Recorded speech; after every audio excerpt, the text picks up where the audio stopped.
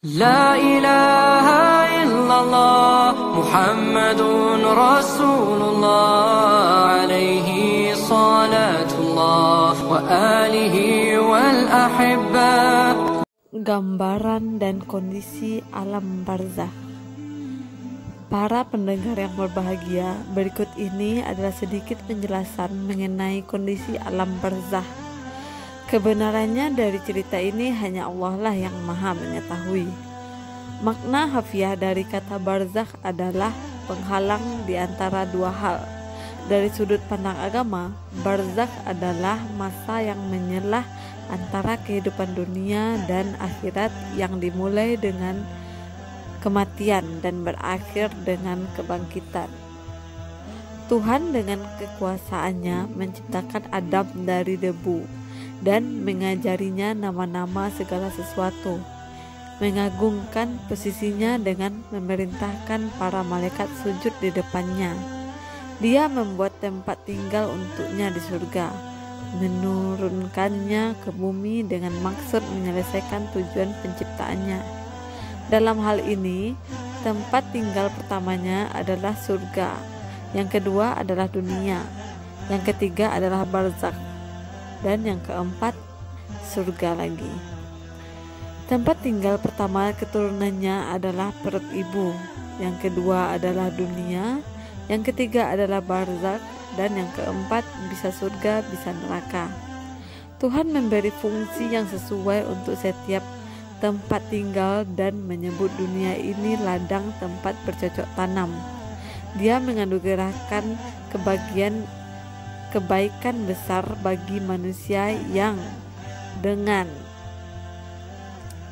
mengutus para rasul untuk membimbing dan memberitahu manusia perbedaan antara yang benar dan yang salah.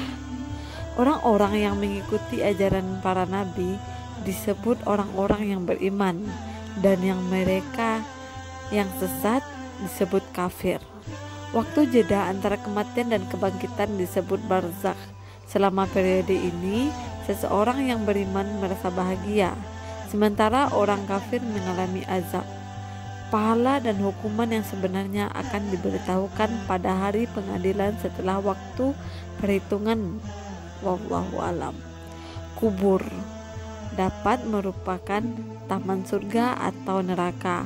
Wahai manusia, jadikanlah kubur kalian sebagai taman surga dengan melakukan kebaikan. Jangan jadikan kuburan kalian sebagai lubang neraka dengan melakukan perbuatan jahat.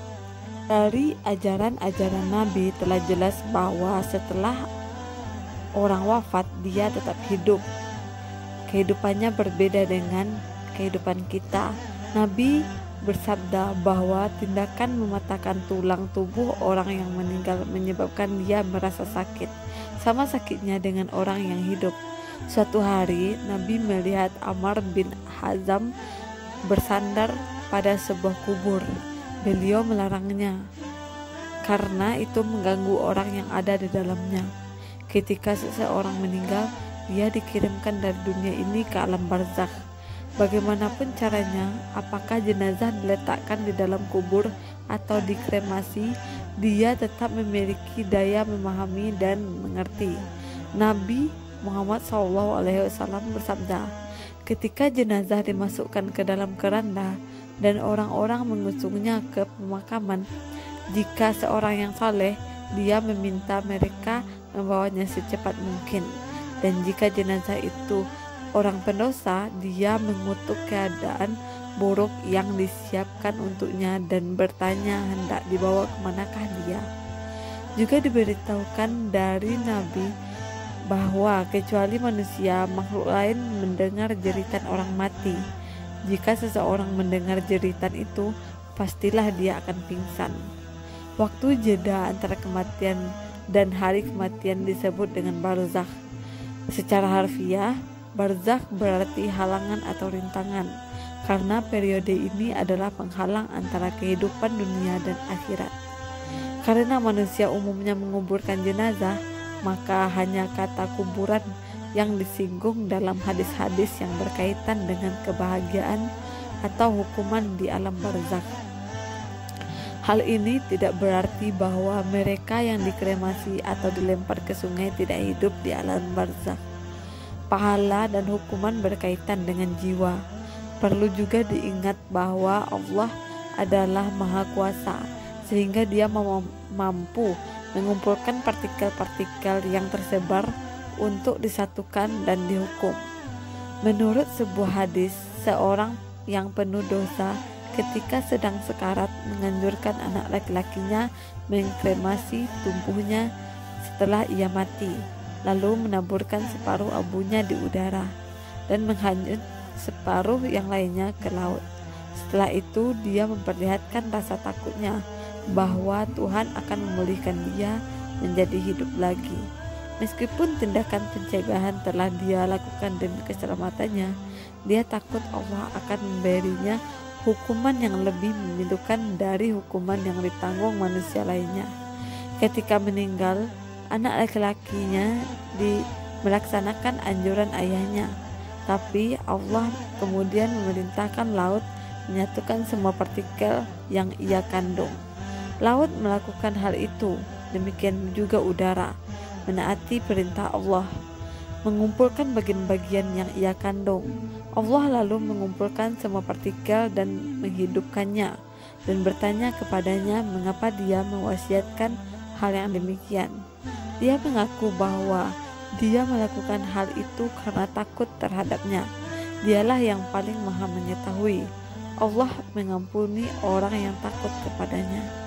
Dari hadis berikut dijelaskan bahwa orang yang beriman di alam barzakh bukan saja saling mengunjungi satu sama lain, tapi juga menanyakan orang-orang yang baru masuk tentang keadaan kawan-kawan mereka.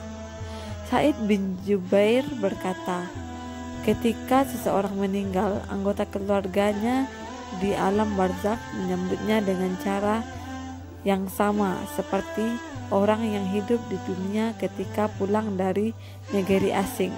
Sabit Babani berkata, ketika seorang meninggal, keluarganya di alam barzakh yang sudah meninggal duluan mengelilinginya dan merasa jauh lebih senang bertemu dengannya daripada yang dirasakan seorang manusia yang hidup di dunia sewaktu menerima seseorang saat menerima kepulangannya dari negeri asing.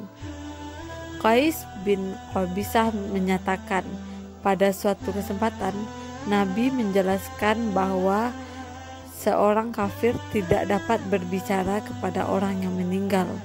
Seorang bertanya kepada beliau, apakah orang mati juga dapat berbicara satu dengan yang lainnya? Nabi mengiyakan dan menambahkan, mereka juga saling mengunjungi satu sama lain. Wallahu alam. Disalin dari buku Mati Itu Spektakuler penerbit Zaman. Semoga bermanfaat. Assalamualaikum warahmatullahi wabarakatuh.